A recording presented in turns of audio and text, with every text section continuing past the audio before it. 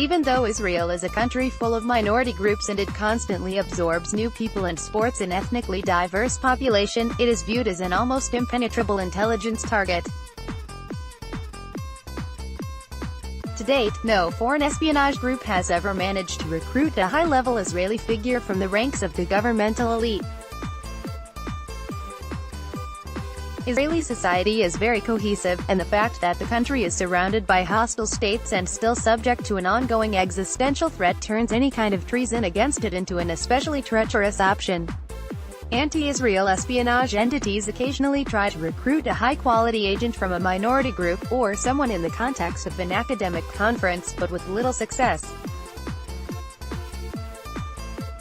Thus, the fact that Gonen Segev, a former energy and infrastructure minister and member of Israel's security cabinet, 1995-1996, allegedly served as an Iranian agent since May 2012 constitutes a harsh slap in Israel's face.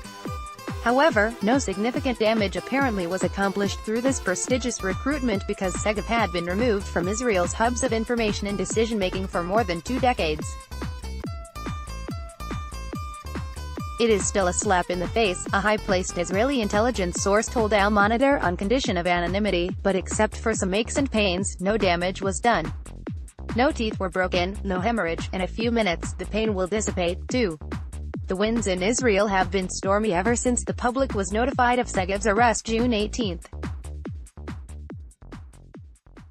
In the 1990s, Segev quit the Tzomot right-wing party that had brought him into the Knesset with 2 other Knesset members in order to allow Prime Minister Yitzhak Rabin to pass the Oslo II Accord, the 1995 interim agreement, which followed the 1993 Declaration of Principles, with a majority vote. Now the right is using that fact to further harm the legitimacy of whatever still remains of Israel's left. A traitor elected on right-wing votes who defected to the left now betrayed his country. The fact that Segev voted against the first Oslo Accord, before his defection to the left, is hushed up. Now he has become another form of deadly ammunition in the hands of Israel's growing right, which continues to undermine the left. Segev, trained as a physician, was an unknown when Raphael Eden, former chief of staff and war hero, founded the Tzomot party that raked in 8 seats in the Knesset elections of 1992.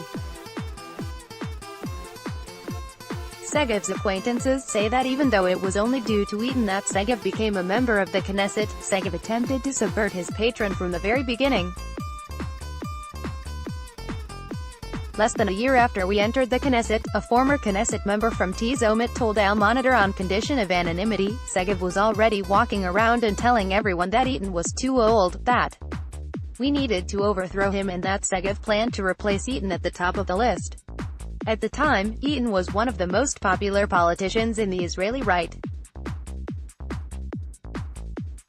He is viewed, to this very day, as one of the bravest, most highly acclaimed fighters in Israel's modern history. The fact that Segev, a totally anonymous fellow when he first got into the Knesset on Eden's back, tried to ditch the much-acclaimed Eden almost immediately tells you what kind of person he is.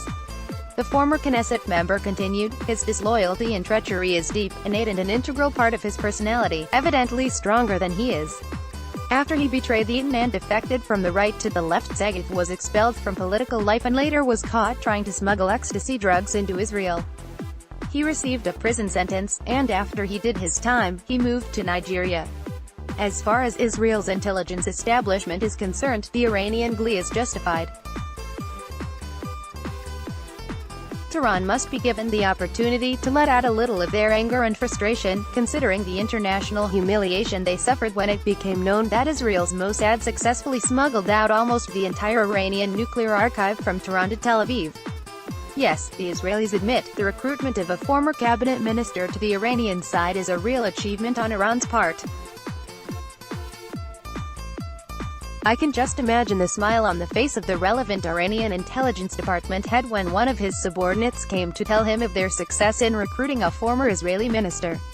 Ram Ben Barak, a former deputy Mossad director, told Al Monitor. Nonetheless, at this stage, only limited damage was caused by the betrayal of a man who served in Israel's government in the 1990s. Segev has not been connected to the Israeli governmental apparatus for at least 20 years and had no real intel. He was living in the hub of a small Israeli community in Nigeria. His recruitment was, mainly, a public relations achievement.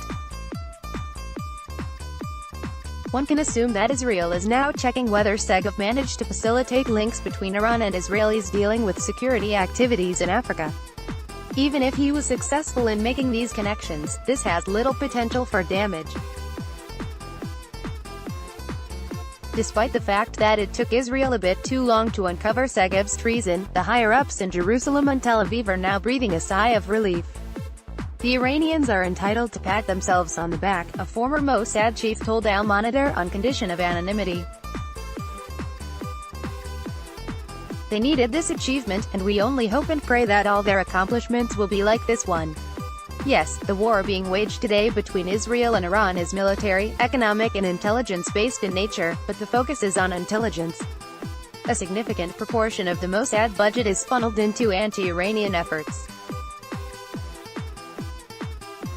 During the period of former Chief of Staff Benny Gantz, an express directive was given to enlarge all the efforts and devote much of the budgets to the war against Iran and its derivatives, such as Hezbollah. This was at the expense of ongoing security work on Israel's less threatening fronts. In fact, Iran has led the Israeli intelligence list for generations. By contrast, Israel is only second on Iran's Ministry of Intelligence (MWA) list.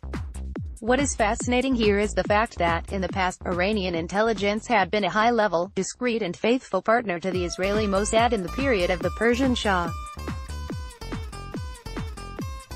These two bodies recognized each other's abilities and exchanged information.